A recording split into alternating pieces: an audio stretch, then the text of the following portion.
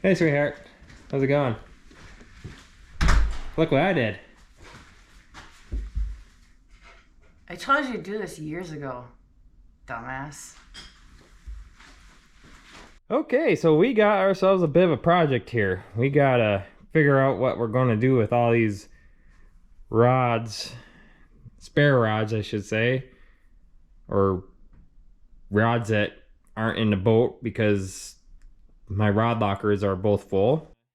The rod rack right there and the other rod rack on the other side of the boat are full of rod blanks that need to be or waiting to be built. One might say I have a rod blank fetish or fishing rod fetish. I don't know. All I know is that we gotta do something about this. Otherwise, stuff is going to get broken and I can't access stuff easier. Welcome back to the channel, everyone. David Bromenschenkel here. And as you can see from the intro, I got a rod storage problem. Now, this probably isn't a relatable issue for some people, but for those of you that own a ton of fishing rods, you know what I'm talking about. You either during the season, you put all your spares or rods that you're not using at the moment in a corner, or it's winter time, you're putting the boat away and you're not storing it in your garage full time like I do. You take all your stuff out, put it in a corner in the house or the garage, and you just hope and pray that nothing happens to them.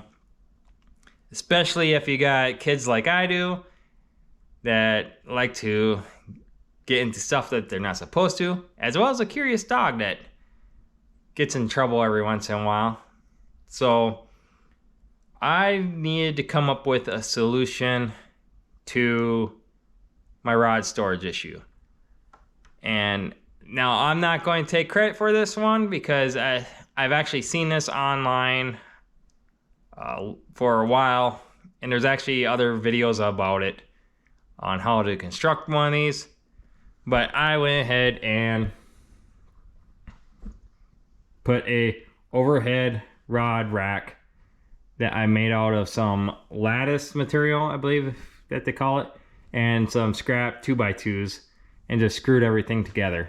Came out pretty nice. And you know, the cost of this was actually pretty cheap. I bought the lattice off of Amazon. It came in 2 strips of, I don't even know what that length is.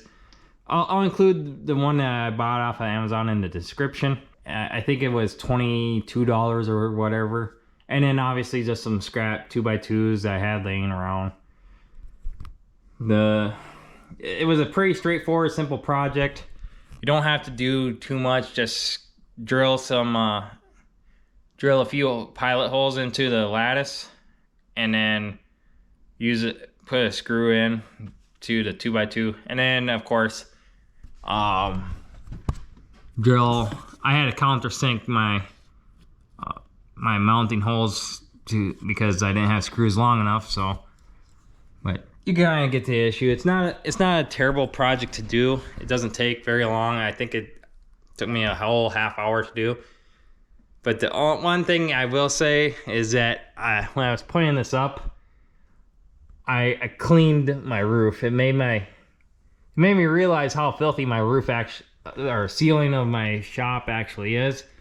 Because if you look over here, yeah, this is one of those projects that just makes you look like you got another project to do, which is clean the ceiling apparently.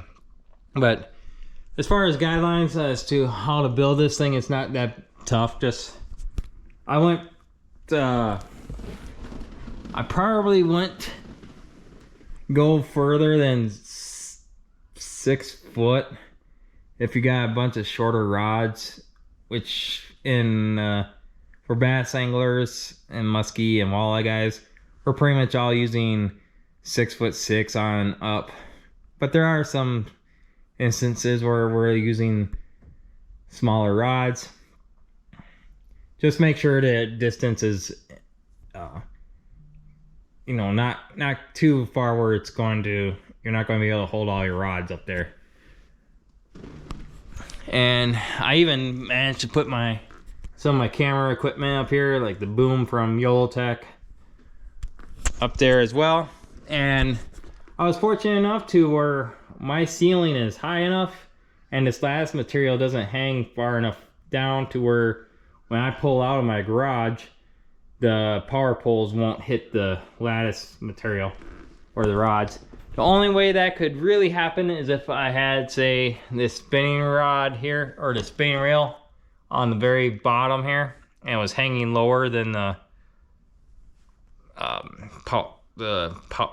lattice material. Probably only in the 1 or 2 slots here that the power pole would actually go in as we're backing in and taking it out. But yeah, otherwise it's... Hey sweetheart, how's it going? Look what I did. I told you to do this years ago, dumbass. So as my lovely wife just pointed out, I should have did this years ago. I guess that's what I get for not listening to her earlier. It will have saved me a lot of headaches in the past. So it's to run a scenario here where we're going to go pre-fish for our tournament, or we're going to go to we're going to go out on vacation. We're going to go fishing for a lake that, you know, we don't need to carry our sissy tackle or deep cranking rods or anything like that. Now what we can do is we can go into the rod box here, go through here, pull out all the rods that we don't need. This here is a cranking rod. We'll take that guy out. We'll slip it back in here. We'll go through our rod rack here now.